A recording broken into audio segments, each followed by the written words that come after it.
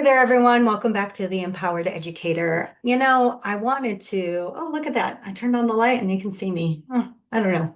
I've just been a little off this weekend. I apologize, but wanted to pop in this week and talk about one more leg to my whole premise of January, and that is to talk about systems, consistency, the power of routines and procedures.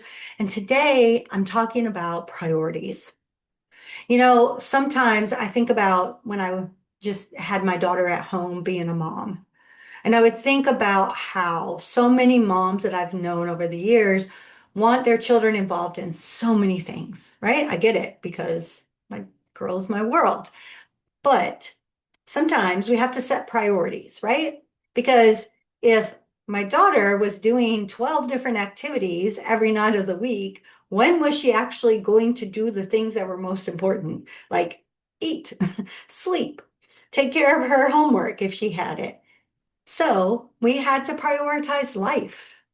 And I remember as a classroom teacher, if I was trying to do all of the things, how was I actually going to do any of them well? And I guess I didn't really even learn this lesson truly until I became a principal. Because I am one of those weirdies that I can do a lot of things well. And my whole philosophy going into the leadership realm was that if I, as a leader, can step up and take some kind of stressor off your plate, some kind of something that makes your life a little bit better, I was going to take care of my people that way. But what I ended up realizing is that I was doing all the work and I was drowning in it. And my teachers weren't actually learning. So I really wasn't doing them something good. I was actually doing a disservice for all of us. And that's why today I want to talk to you as a classroom teacher about priorities in your classroom. Because when we remember what is most important and we stay focused on those things, that's when we see the greatest success in our classroom and with our own mental health as teachers, right? All right, so let's dig into this a little bit. How many of you out there think, oh, I want to be that Pinterest teacher that looks all put together and has the cutest room and does all of the things and doesn't even break a sweat? Or better yet, how many of you scroll through Instagram looking at the reels of all these teachers in their cute little outfits and their cute little rooms with all their cute little worksheets and all the things, and you think, I'm never going to be there? Well, I'm going to be honest with you. Yes, I believe a classroom should be very inviting, organized, put together, and welcoming for students. And I do believe that as teachers, we should show up looking like we are professionals. I know I'm a little old school, but I do believe that. But I also know that I look in the mirror sometimes. I'm going to get real vulnerable with y'all, so don't make fun of me. And I go, oh my God, look at my hair. I'm 54, almost 55, and my hair is aging. It's not as bouncy as it used to be. It's not as thick as it used to be. Not that I had thick hair ever, but it's changed. I look at my face and I say, oh my God, I'm aging. Nobody's going to want to watch me on a video. And then I have to remind myself, that's not what's most important. And as classroom teachers, we have to remind ourselves that too. You can still look nice and maybe not have designer clothes.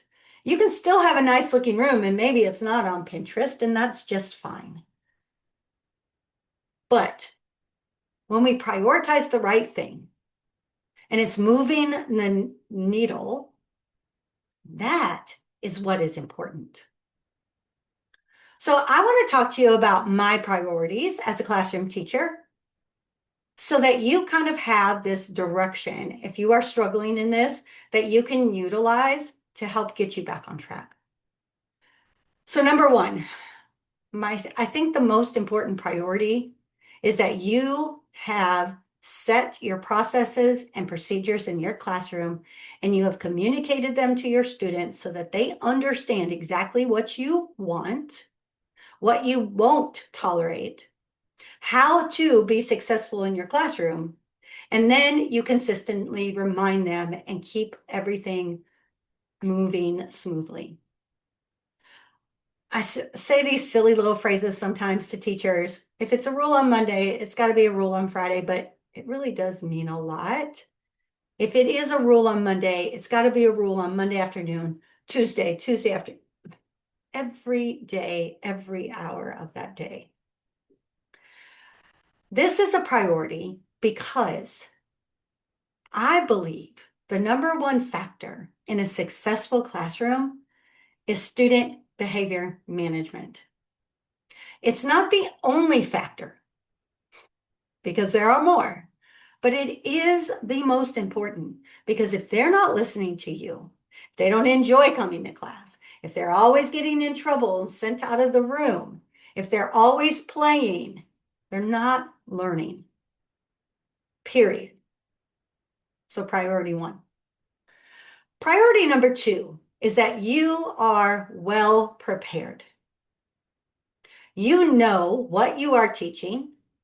You know what kind of questions you're asking, what students you believe are going to need support, where students are going to fall apart, how you can extend the lesson if they really start to understand it. You know what the assessment at the end is going to look like, so you can ensure that you've prepared those students well. Lesson planning, lesson preparation, lesson internalization, it doesn't matter what you call it. It has to be a priority. Period. You're gonna hear me say that 3 times today. If you are not prepared, then you are prepared to fail. And the sad thing about that is you're gonna feel frustrated, but more so, your students are not going to learn and grow. And why are we teachers? We're not teachers so that we can have a paycheck to have summers off. We're teachers so that we can make a difference for children and that children can learn the skills they need so that they can go on to the next grade level and so forth and so on. So not only do we have to have that behavior management system in place, but we have to be well prepared and ready for instruction. And it doesn't mean your instruction has to be perfect. And it doesn't mean you don't have things to learn.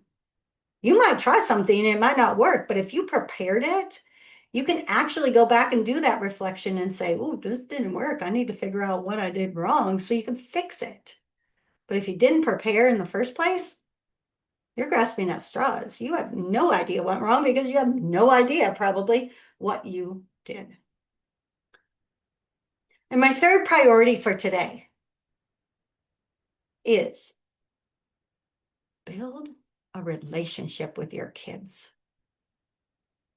I heard a student say to me, to my face, I don't want to be in class. My teacher doesn't like me. I would rather sit in your office, Miss Dixon, all day, every day, and just do my work. And the saddest thing is, y'all, that was a second grader who felt that. I'm not saying you got to be best friends with your kids because you can't be best friends with your students. And I'm not saying, honestly, that you have to like every student, but I am saying this. They can't know that you don't like them. They have to believe that they are important in your classroom and that you care about their learning. How many of you walk into your school building or have walked into a situation somewhere and you felt like the person in charge didn't care about you? I've been there. It's a awful, awful feeling. And I'm going to tell you what, it made me know that it was time for me to look for a different place to go work. And clearly students are thinking the same thing. Now, how do we make all of this happen? Y'all, this is not an easy task, I know, and you do have to do that back work. But when you prioritize these tasks and you actually sit down and plan these things out, every single one of them, classroom management, your lesson internalization process, and ensuring that you have built relationships with your students, you will find success. Now, I like to keep these videos pretty short, so I'm not going to go into all the details about how this happens today. However, reach out to me because let's talk and let's find a way for you to get that knowledge and skill so that you can actually execute in your classroom. I'm actually working on a very fantastic project that's going to be housed within the Uncommon platform. And ooh, I'm so excited for it. I'm not ready to announce it yet, but it's coming soon. And it's going to be one more layer of support that I can provide for you.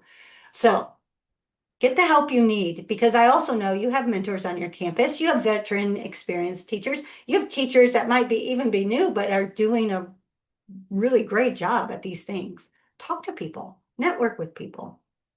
But again, if you want my support, get on over to Uncommon EDU and get yourself on that platform. It's a Netflix style platform for educators with professional development sessions that are timely, they're relevant to the work you're doing and the concerns people have, and they're accessible from anywhere for a very, very low price. All right, y'all. Hopefully, this helps you at least set your priorities and figure out what it is you need to really stay focused on in that classroom. Because when you're focused on the right things, that's when you see your students grow. Have an amazing rest of your week, and I'll see y'all next week right back here on Empowered Educator.